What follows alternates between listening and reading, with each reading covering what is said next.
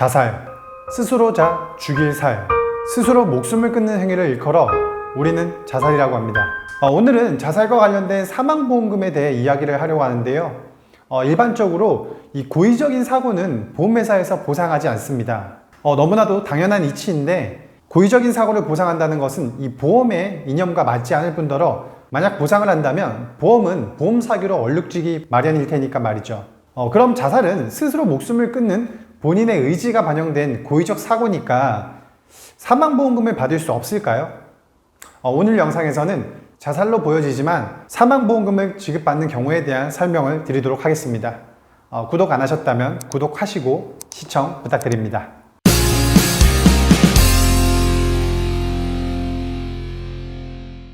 네, 안녕하세요.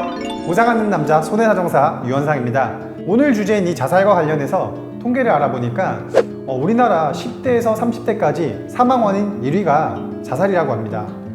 정말 놀랍지 않으신가요? 다른 사고나 질병이 아닌 자살이 사망원인 1위라니, 이 정도로 자살 사고는 우리 주변에서 이제 흔히 접할 수 있다고 봐야 하겠는데요. 현대사회에서 발생하는 많은 사회 문제들, 예를 들어서 학교 폭력이나 직장 내 갑질, 성범죄 등 이런 사유들이 자살의 원인으로 최근 대두되고 있지만, 이 밖에도 시간이 지날수록 자살의 원인은 더욱 다양해지고 있는 것 같습니다. 자, 이제 본격적으로 오늘의 주제인 이 자살 사망보험금 청구 시 어떤 경우 보상이 가능한지에 대해 설명을 드릴 건데, 대전제를 이해를 해야 하기 때문에 약관상 보상하지 않는 손해의 내용에 대해서 한번 같이 보도록 하겠습니다. 이 내용은 생명보험과 손해보험 모두 동일하게 규정된 절대적 면책 사유 조항인데요.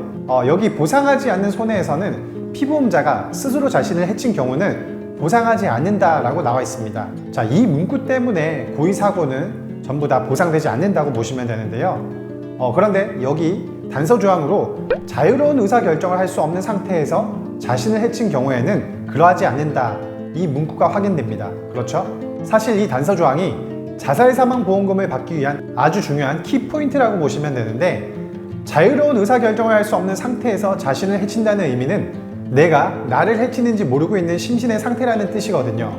이것이 흔히 말하는 심신상실 상태입니다. 자, 이제 정리를 해보면 스스로 목숨을 끊었지만 자유로운 의사결정을 할 수 없는 상태, 즉 심신상실 상태에서 한 행위라면 보상이 되어야 한다는 것입니다. 이해가 되시죠? 그래서 자살 사고의 경우 자살 당시 피보험자의 상태가 심신상실 상태에 해당하느냐에 대한 포커스를 두고 파악하는 것이 아주 중요하다고 보시면 되겠습니다.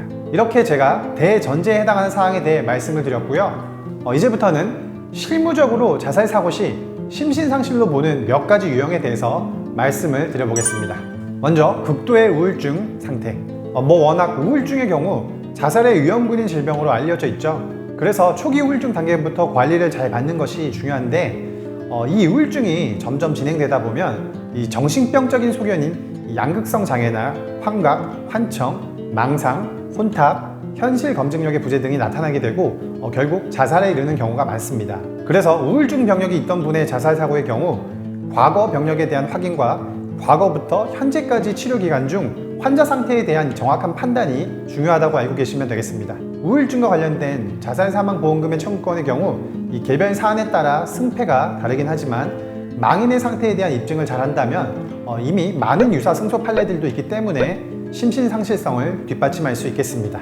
두 번째, 급작스런 선망 상태. 보통 선망은 노인 질환의 하나로 이 치매와 혼동되기도 하는 질환인데요.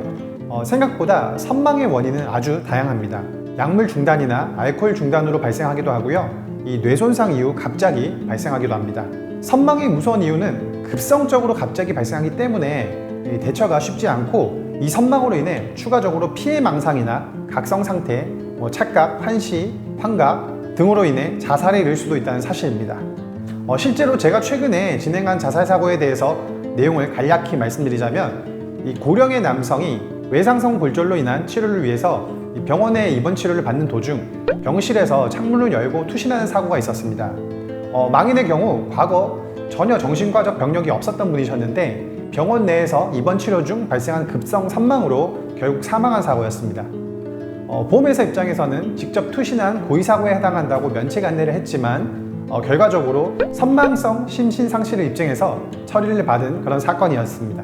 세 번째, 극도의 흥분, 불안, 공포, 정신공황 상태. 사실 이 세 번째 유형의 경우 앞서 말씀드린 두 가지 유형에 비해 다소 보험회사와 분쟁 시 심신상실로 인정받기 어려운 유형에 해당하는데요. 보험사 입장에서는 정신병적인 상태보다는 증상이 미미하다고 판단해서 본인의 의도가 개입된 고의사고에 해당한다고 보는 관점이 많습니다.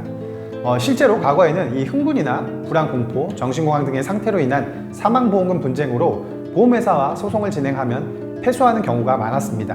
그렇지만 최근에는 이를 심신상실로 인정해 주어서 승소한 판결이 나오기 시작했는데요. 과도한 흥분 상태에서 이루어지는 부부싸움이나 성범죄 피해자 등으로 인해 극단적 선택을 하는 경우가 이 유형에 해당할 수가 있겠습니다. 자, 제가 지금까지 말씀드린 이러한 유형들이 자살이지만 심신상실로 인정받을 수가 있다고 보시면 되겠는데요.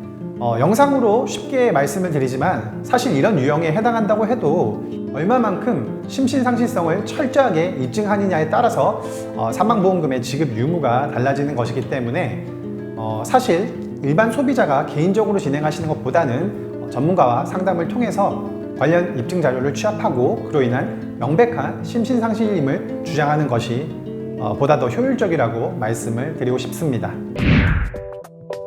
그리고 이어서 심신상실을 주장하기 위해서는 과연 어떤 자료들이 중요한지 자살 사고 시 꼭 검토해야 할 자료에 대해서 말씀드리겠습니다. 첫 번째, 경찰 조사 서류. 자살의 경우 기본적으로 경찰 신고가 이루어지고 이 경찰 조사가 진행됩니다. 그래서 이 경찰 조사의 결과 내용을 확인하는 것이 아주 필수적이고 중요하다고 보시면 되는데요. 경찰 조사 서류의 경우 자살 사고와 관련된 망인의 내부나 외부적 환경에 대해서 담당 형사가 조사한 내용이 자세히 나와 있기 때문에 보험금을 청구하는 입장에서는 꼭 검토해야 하는 서류라고 보시면 되겠습니다. 그리고 간혹 경찰 조사의 내용 때문에 보험회사와의 분쟁에서 불리한 입장에 처하는 경우가 있어서 유족이나 주변인 입장에서 유의할 것을 좀 말씀드리고 싶은데요. 경찰 조사의 일부 서류는 이 망인의 가족이나 주변인, 목격자 등의 진술을 토대로 작성됩니다.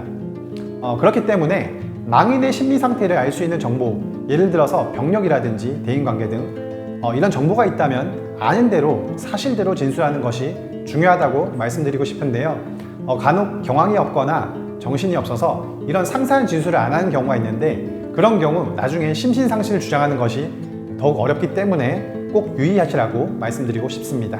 두 번째, 치료병원 의무기록지 또는 의사소견. 이 자료는 정신과적 병력이 있었던 망인의 경우 반드시 검토해야 하는 자료인데요. 치료 당시 및 이후 망인 상태에 대해 작성된 의무기록지의 내용을 확인하는 것과 누구보다도 망인의 정신적 상태에 대해서 잘 알고 있는 의사의 소견을 들어보는 것이 중요하다고 알고 계시면 되겠습니다.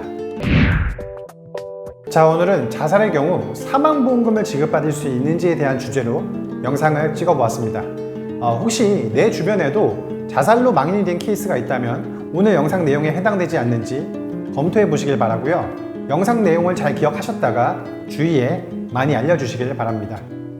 자, 영상은 여기까지고요. 영상과 관련된 추가 문의는 상단의 전화번호로 연락 주시거나 문자, 영상 댓글 남겨주시면 답변 드리도록 하겠습니다. 끝까지 시청해 주셔서 감사합니다. 이상 보상남TV 손해사정사 유원상이었습니다.